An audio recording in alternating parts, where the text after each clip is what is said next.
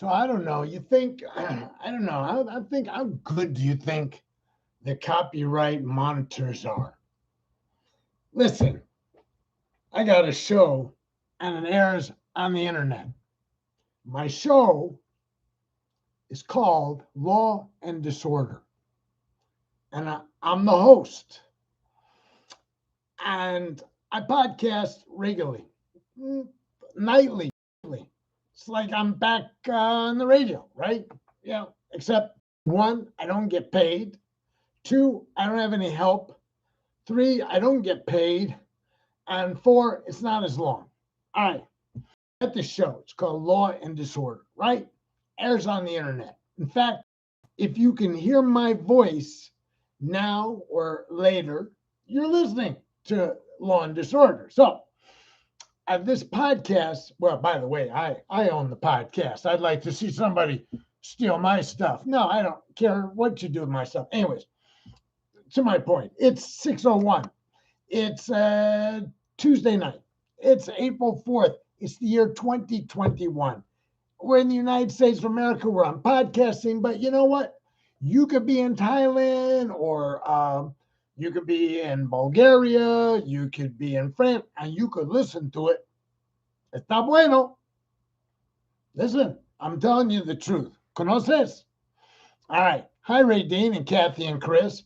So what I was telling you is I'm podcasting, and every day or two I get a notice from Facebook or YouTube. You have violated copyright, music copyright. You, sir, will be muted. Well, I will not be muted. Yes, I will. But right now I'm just kind of play acting, right? As if I could do anything about my muting. Like I got any control over it at all. None. Okay. But I'm wondering, how good are these? I mean, is it all the published music? If it's an album that was been out for years, does that mean they got the number? And if you sneak around, you're going to get caught? Or is there some music that's is African music? Huh? Are they listening for African music? I'm curious, right?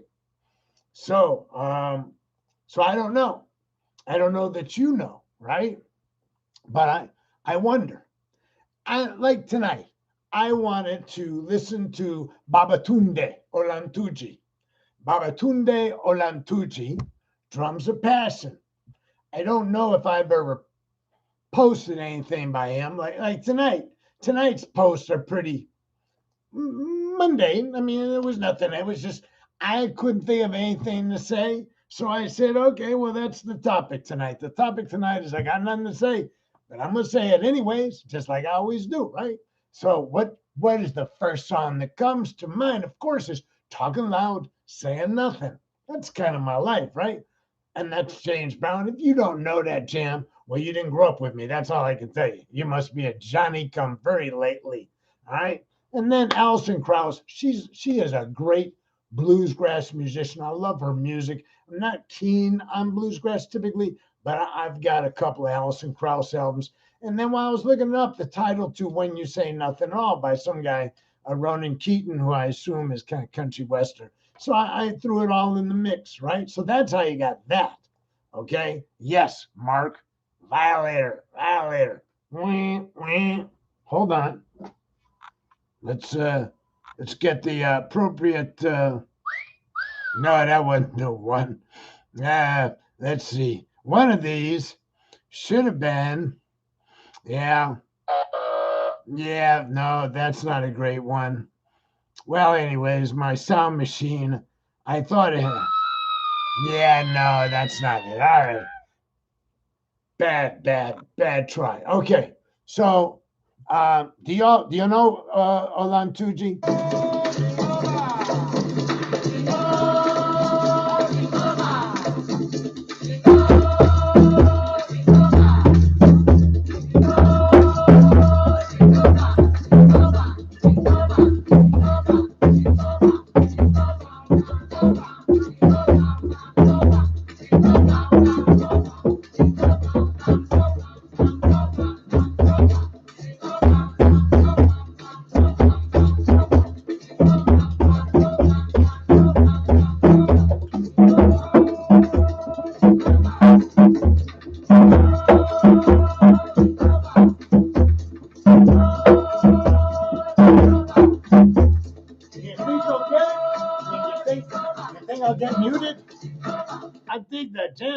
is one of my favorite jams, man. You know who used that? You know who used that? Santana. Santana used that, right? And his first album, Jingo, well, when it was recorded by Babatunde Olantuji, he used Jingo Babla, African rhythms, African drummers, and Santana. He steals from some good people when he bothers to steal. Okay, I thought I saw something by Sarah, and then it disappeared. What's going on here? Am I being muted from my, here it is. I love how the titles of your live chats are always the titles of classic rock songs. Not always. I'm not that sophisticated, Sarah. I don't have enough context in my life. I don't have enough continuity in my brain to actually do that with precision. It's just kind of like you have a thought and then you go and you Google stuff until you know that somewhere out there there's a song that rings in your head. Yeah. Is the drum circle getting together again yet? No. In fact, Kathy, I went over to the Sun Yoga Center where they used to have a Sunday night jam once a month or something. And I said, you don't have anybody to lead. I know you didn't have anybody to lead lately for whatever reason. I said, well, I can lead. Now, maybe you didn't believe me. That's why.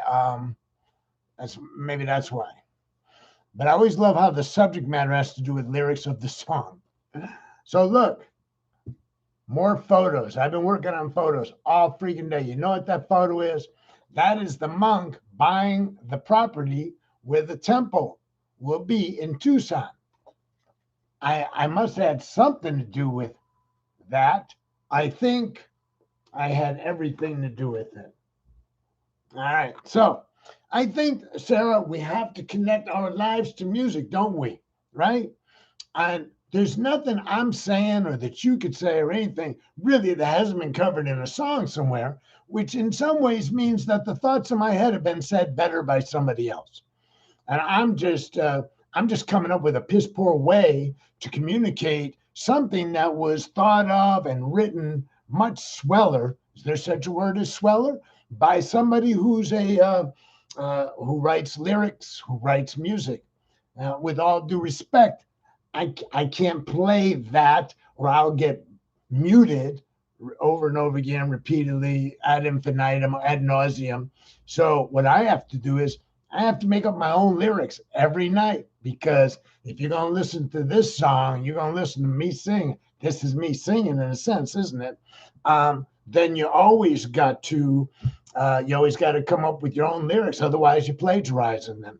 And if there's one thing I don't abide by, it's plagiarizing. I'm not a plagiarizer. Well, yes, I am. But when I steal from the best, right? Anyways, I'm rambling. I'm rambling manically. Here, I'm going to explain why.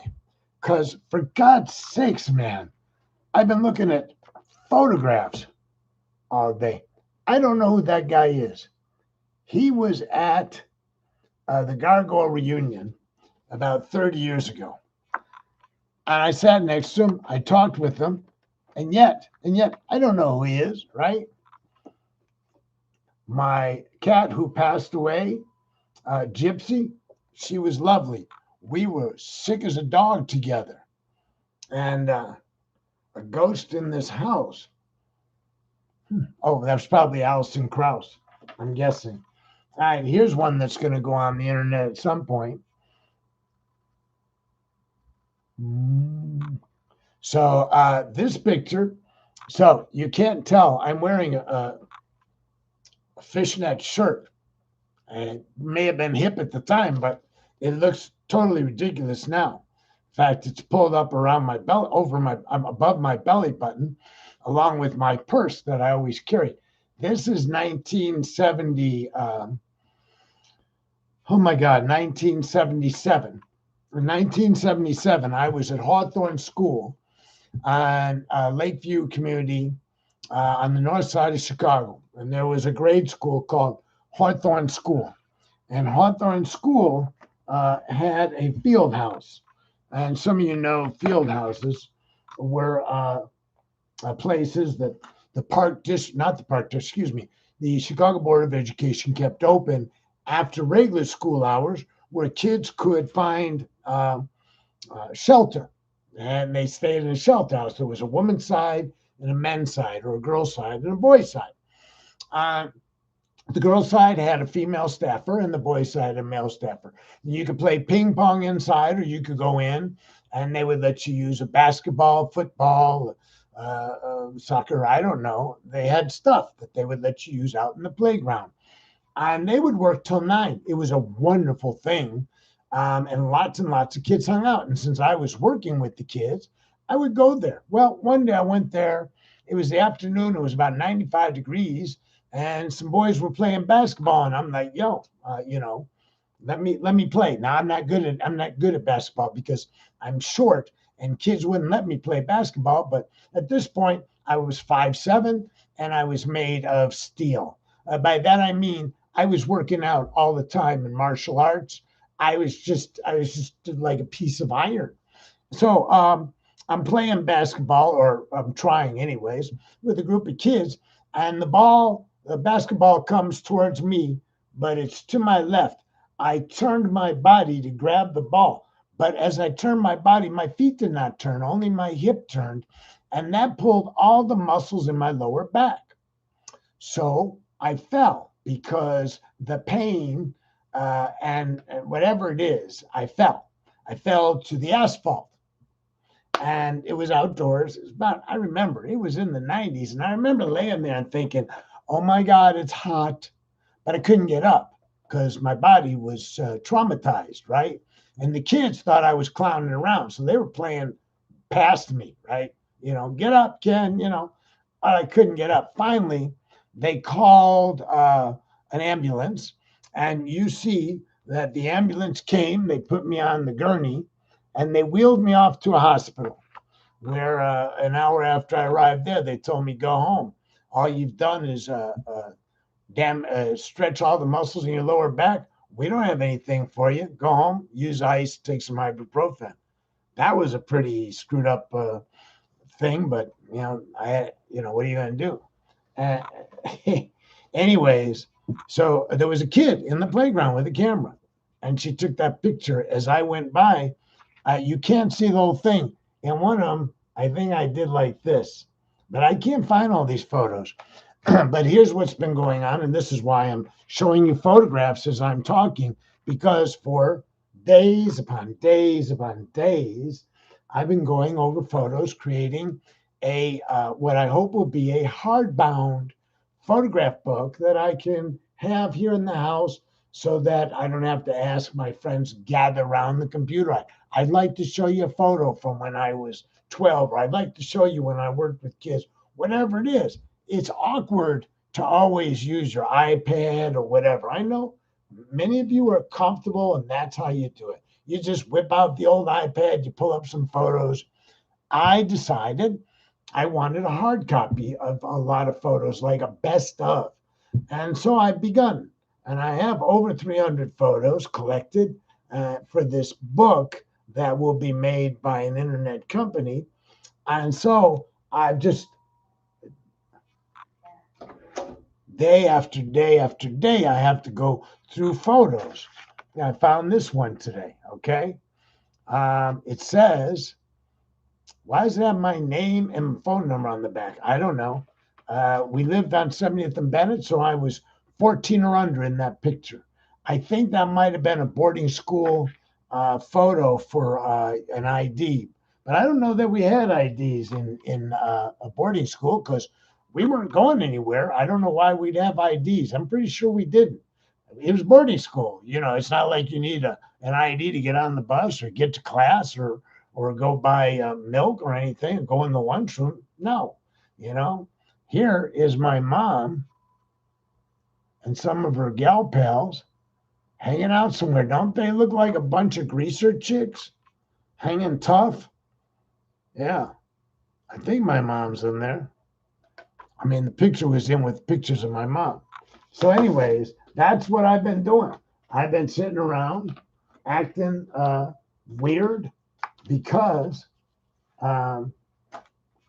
because I'm discombobulated. I was talking to Mark earlier today. He was giving me some grief, and apparently I was taking it at the time. About he asked me if I had an iPhone. Well, I don't have an iPhone. I have Android. He seemed to insinuate that if I had an iPhone, this process would be smoother, but I'm pretty sure it wouldn't be. But what I do fail to do, which I don't know if he brought up, somebody brought up a scanner. Oh, I was at breakfast this morning. Somebody said, why don't you buy a scanner? They're not that expensive, and that will help you. So I came home and I'm on the internet looking for a scanner. I realized I have a scanner.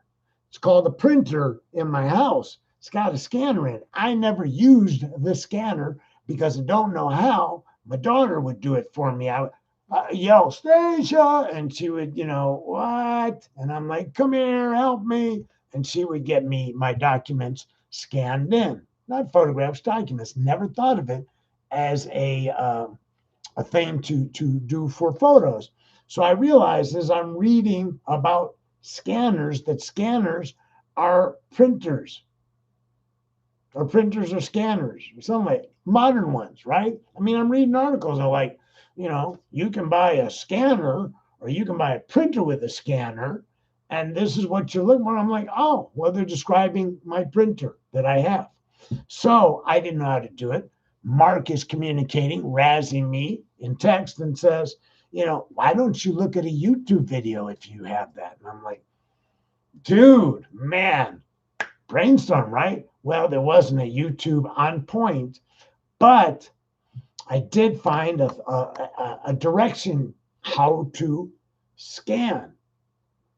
You have to know you have an app. I have an app built in. I thought it's called programs. They don't call them programs anymore. They call them apps. You got to be down with the lingo. Otherwise, you're left on the side of the road when the bus passes by. They don't stop for you.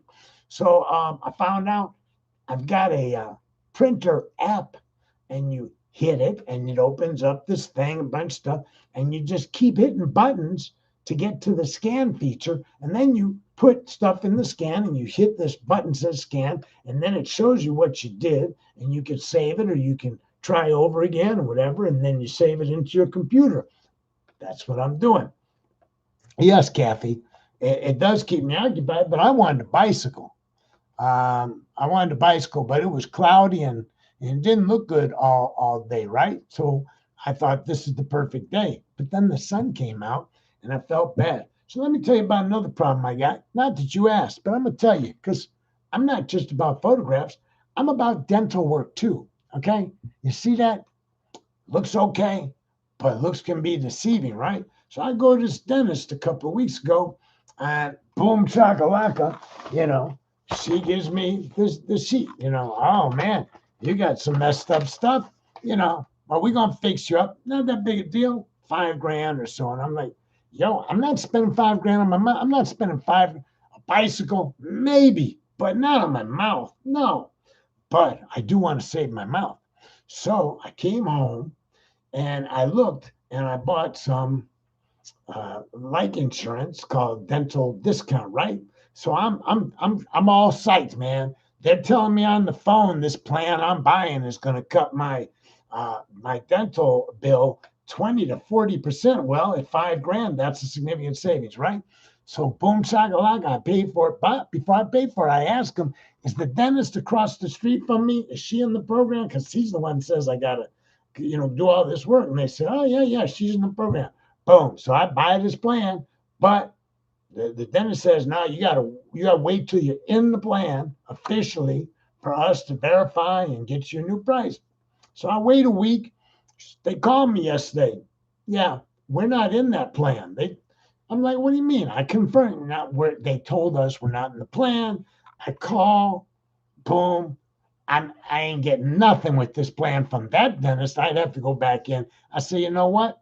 I want to start with a new dentist. I don't even know this lady, but she's already been in my mouth. How many people do you want in your mouth? You think about that. Take a second.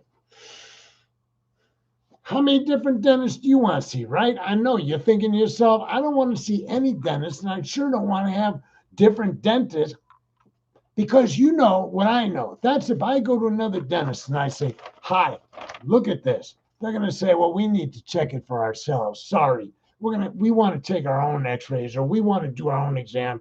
You know, it's going to cost you, and Medicare ain't going to pay for that, right? So, okay.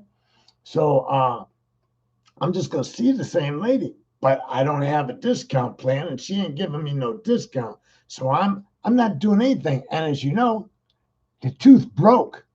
I bit into a piece of bread in Tucson a couple weeks ago, and the tooth broke in half. But it doesn't hurt. Okay, so is that a problem? Well, it is a problem.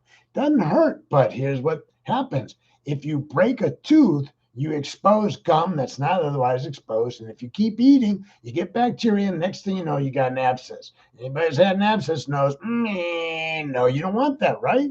So how long can I put off the inevitable, which is to get something done, you know? And how much am I willing to bite the bullet? Did you bite the bullet? That's a pun, okay? And pay for it out of pocket.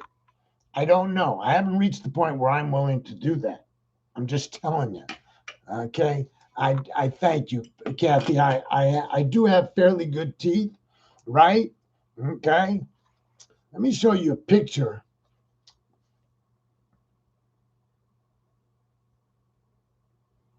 Now, it's hard for you to see that picture. I took that picture. That is the Carswell River. And I am on the roof of Magdalen College, where I went to school one summer, law school at Oxford, in Oxford University of Magdalen College. I took pictures.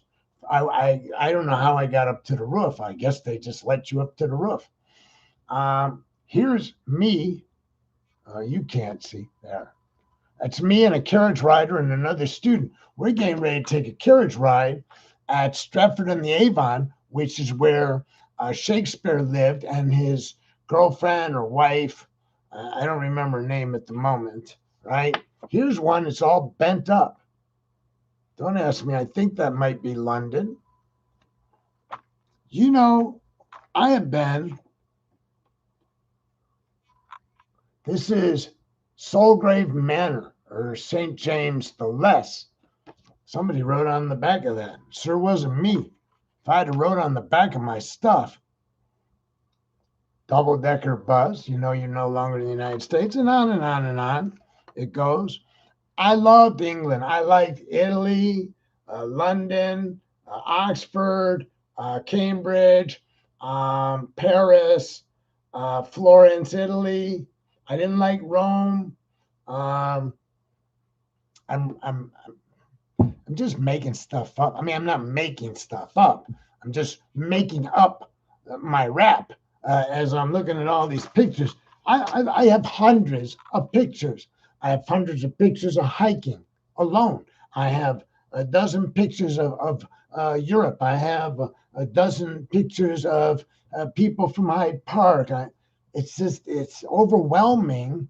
And in the midst of it, I sitting here feeling guilty that I have not pursued a dentist or a dental plan. Now you understand the connection, okay?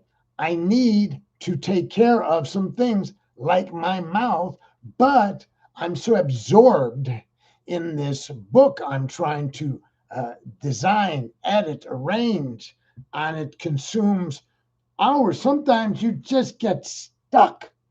I don't know if any of you have ever tried this. I'm sure some of you were at some times have done stuff with photographs and you were trying to organize them and you realized something I didn't know. What a pain in the ass it can become. Yes. So now I know. Here I am getting what was to be the big haircut. Up until then, my hair was quite long. I'd like to know what happened to Pat, my hair cutter, but I can't remember her last name. She took good care of me. And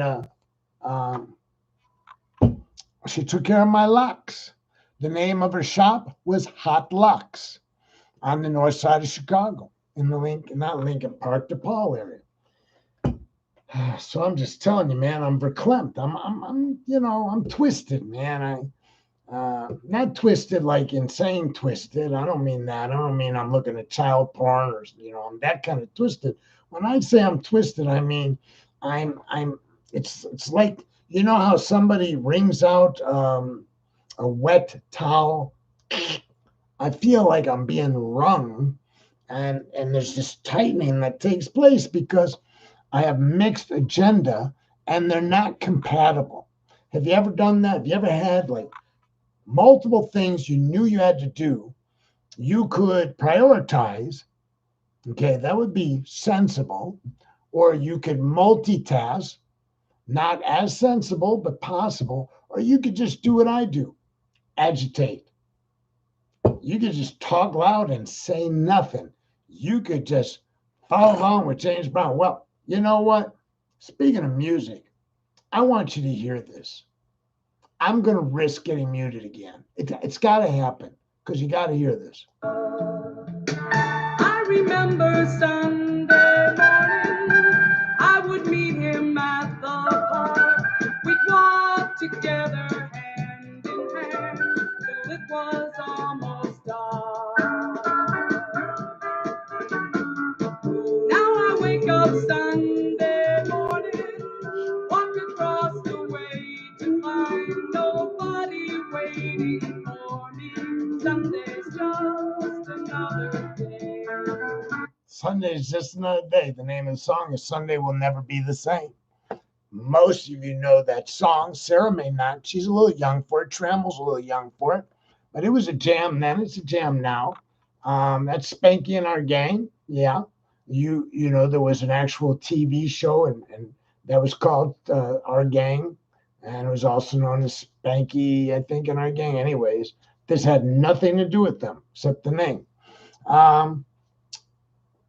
Doesn't it seem like Sundays will never be the same? I mean, isn't it a combination of the pandemic and relationships and aging and just everything's evolving and we're all getting closer to dying? I mean, we are, right? I mean, every day you live, you're putting some distance between when you started and when you finished.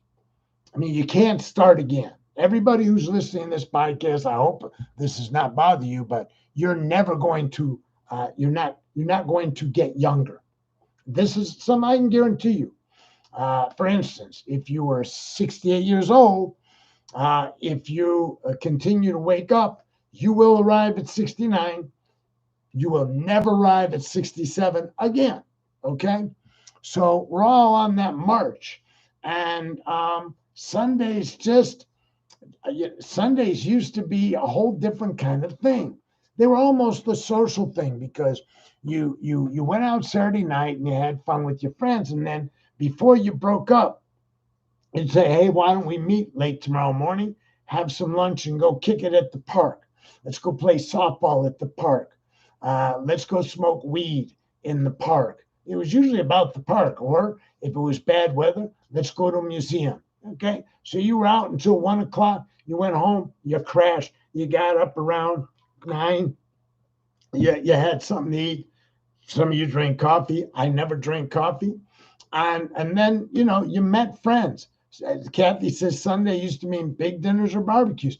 Barbecues were pretty much a consistent theme on Sundays in the summertime in Chicago. Absolutely. Big dinners, not for me. Now, when I was a kid, my family did order out frequently on Sunday Chinese food. So yeah, there is that. But and my dad didn't barbecue, but I was a big fan of barbecuing. And when I bought my own house, and had somebody I lived with, somebody Lori in particular, we used to barbecue a lot. But it's not like that anymore. There's not. First off, we're living in the pandemic. There's no big dinners. There's no gathering of barbecues, right? If there was, it just was, a small group of 4. Everybody's wearing the mask. So that's gone. If you're like me, you don't even have anybody. You don't live with anybody. You don't date anybody. So you sure as shit. What are you going to barbecue? I mean, I've got a barbecue grill out there. I got the propane tank. I can make food. I'm not making food for me, but you know what I do? I go out, I find a barbecue joint on Saturday or Sunday, I score, and then sometime at night, I do have it. I mean, I'm still having barbecues, but They're not the big events. They're not a social event. Now, I'm vaccinated 2 times, so I'm eligible for a barbecue. So if you're planning locally to have a brilliant barbecue with not too many people, you could invite me. Okay. On the other hand, if you're planning to have a big barbecue with a lot of people, don't worry about it. I'll stay home still because double vaccination doesn't mean I'm bulletproof. I'm still acting as if there is a disease that is running rampant and it's got my name on it and it's looking for me. So I'm still laying low in the hopes it doesn't find me. So here's a story about being looked for. So my friend Marv decides that this guy he sold some drugs to, or he fronted him some drugs, like pot, not hard drugs, was not paying him. He wanted his money. And so he didn't go after the guy quite. What he did was he came to me and he said, "Listen, I'm luring this guy into your building at 54th and Lake Park. I lived in that same building that Booby and his sister lived in, the Vasquezes, and Smith. I think Chuck Smith lived there. Anyway, so I'm like, he's my friend. I gotta back his play, right? So he lures this guy into my basement. My basement's just an open thing. And essentially he says, you either pay me or I'm gonna beat you. And he whips out some nunchucks and I think he's had his fists out. All I know is I had something that looked like a firearm. It's a BB gun. And so the guy tries to, get the hell out of there. You don't want to take a beating. And so I'm like, no, I'm not, you better go back. Take your ass whipping like a man, and you don't want to get shot.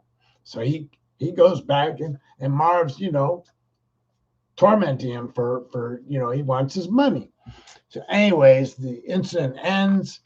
Next thing I know, some guys show up at 54th and Lake Park in front of the building, and they find Alfred Booby there, and they find Chuck Smith, and they're asking for me, and they're like, well, what do you want with him? And I'm like, don't worry about it. And so the next time they see me, they're like, there were 2 guys here. They came up in an Eldorado Cadillac, 2 black men, and they had scars on their faces, and they looked really tough, and they're looking for you. I was the one they're looking for, not Marv, me, right? Anyways, just one of them. Must have been hundreds of incidents of me having skirmishes with things like violence that I assert to you as a storyteller. I don't think I deserved that. I don't think I deserved to be hunted by predators just because I kind of mediated a dispute. I think the combatants should have been the object of people's ire, not me. I was just trying to keep, like a ring man or like somebody who stands outside a wrestling ring so the wrestlers don't fall out of the ring when they get kicked in the chest. Doesn't somebody? What do you call a spotter or something? Just a spotter, man, making sure nobody fell out of the ring so that they could conduct their business as they saw fit. What do I tell you? So here's another photo. This is going to go on for weeks, kids. It's another photo. Look at everybody quit already. I noticed the audience has been cut in half. Trammell's gone. He didn't want to hear my story. Trammell's got his own stories. Okay? I'm sorry that Trammell left. Kathy's here, I'm sure. Okay. That's Jerry Spence, and that's a woman that worked for me for a short period of time, and that is the DFW gun range, the first one, and that's Jerry Spence. We were in Dallas on his book tour, and I said, well, Jerry, why don't you come by my gun range while you're here? So he came and he shot. We took some shots of him shooting. All right. I'm kind of thinking that I went off on a tangent because usually I don't see the number of people listening drop in half. It's not usually that dramatic. Usually when I babble, I lose a couple of people, but losing 50% of your entire audience seems like a big deal. So I'm kind of taken aback. Like, well, what did I say? I was trying to be quasi interesting. Should I have played the drums some more? Was it the music? Was it Sunday will never be the same? You know, um, so I'll beat myself up for the next, 10 minutes until we check out. I mean, I got up at 6 o'clock this time, 5:45, so that I could lead meditation. I zoomed a meditation. Chris, you're welcome to join us. And I go in person. So I have to get to this place by 6:20 and unlock the door and set it up. And then people are welcome to show up. Only one guy did.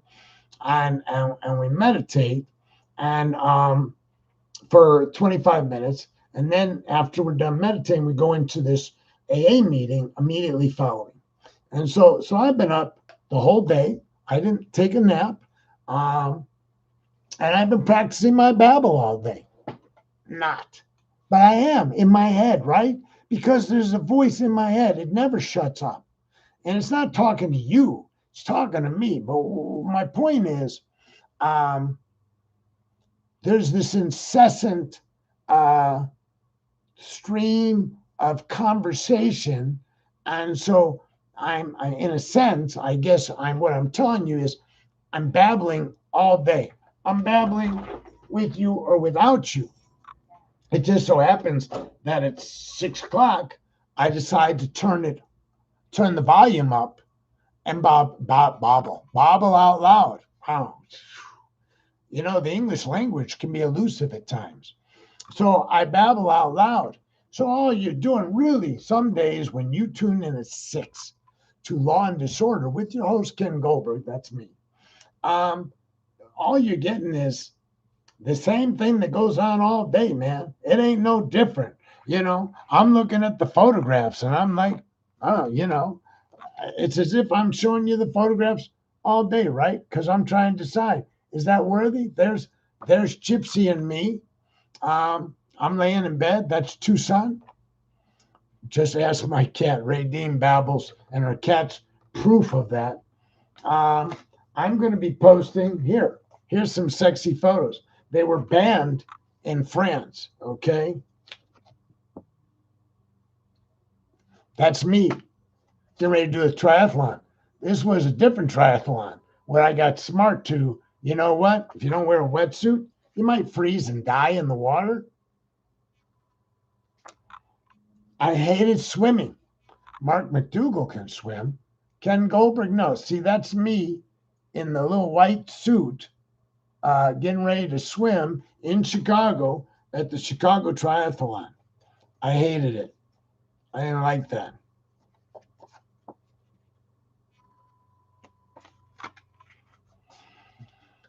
So we may be doing this for weeks is all I'm telling you. What are we going to do for weeks? Let's revisit this. Back up. Okay.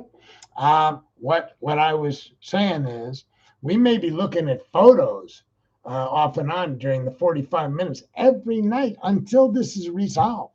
Now, if you don't like that, you could do one of two things. You could tell me how to stop, or you could tell me how to finish, how to not to stop, but how to complete the project. You know, you might say to me, Ken, just because that will allow you to put 600 photographs in this thing to a page up to 150, up to 300 pages. So 300 pages, 150 pages, 152. Anyway, whatever it is, I was always bad at math. Doesn't mean you got to. I mean, they'll charge me the same money if I only give them 500 photos or 400 photos or 300 photos. Then they didn't say to me, Ken, we won't make your book unless you give us 600 photos. They said up to X number of pages is a certain expense. I, being the moderator of my funds, thought to myself, if you're going to allow me to maximize this for the same price up to about 600 photos, then I don't see the sense in not going for it. Now, there may be other reasons I may regret that. First off, it's going to be a book. It's going to have a hard back, hard bound. It may be that nobody ever wants to sit and look at 600 photos, and so it may sit unused for the next century. I'm thinking my daughters will get some pleasure out of it when they get older and appreciate that their dad had a checkered life. I'm hoping. But for those of you that have daughters who are growing up or have grown, you may already know what I haven't found out, and that is that your daughter or one of your daughters could care less a lot of times about growing up with you. They may wish to snuff out a lot of that. Here's a good one.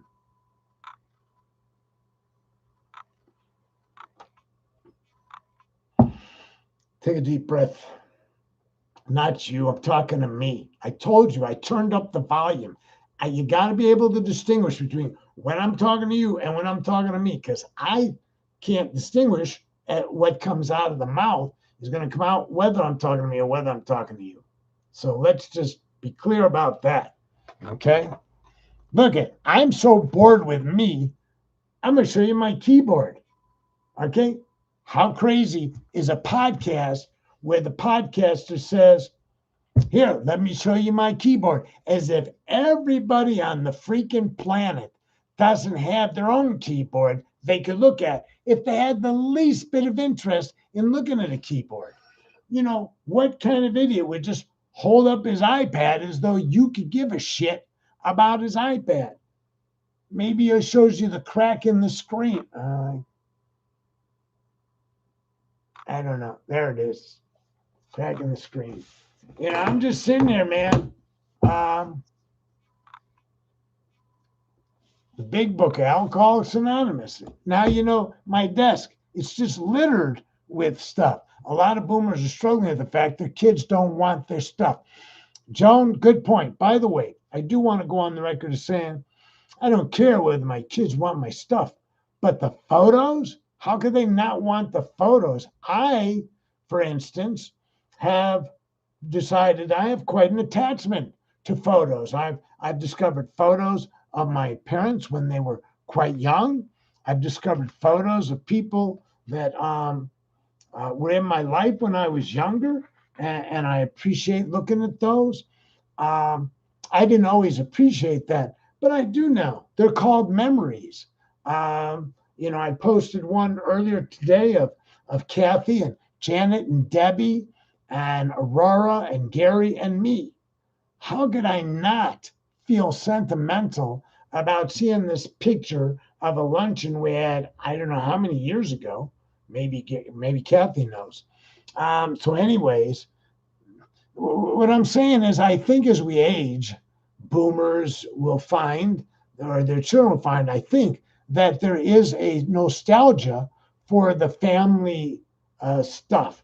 Maybe not my music, maybe not my knife collection, maybe not my artwork on the walls, but I'm thinking the photographs, they'll attach some meaning, because at some point in life, as my daughters reflect, and they have these pictures of me at various events before they ever knew me, it kind of colors in who I am to them, as well as there are going to be many photographs of my friends, people, places, and things that, you know, they can say, wow, you know, look at Dad when he was doing a triathlon. Look at Dad when he was riding around with Jerry Spence in the back of a limousine, or Dick Cavett.